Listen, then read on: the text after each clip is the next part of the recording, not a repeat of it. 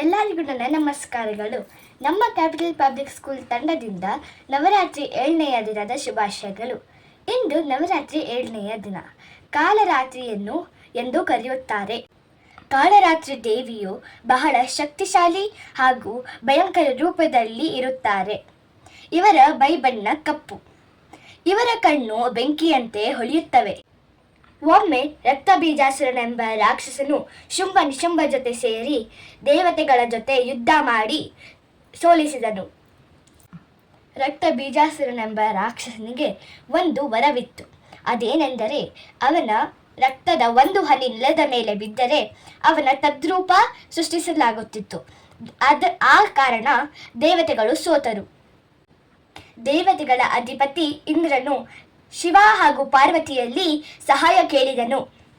ದುರ್ಗಾದೇವಿಯು ಕಾಳರಾತ್ರಿ ರೂಪವನ್ನು ತಾಳಿ ಯುದ್ಧಕ್ಕೆ ನಿಂತಳು. ರಕ್ತಬೀಜಾಸುರನನ್ನು ಸಂಹರಿಸಿ ಅವನ ರಕ್ತವನ್ನು ಕುಡಿದಳು.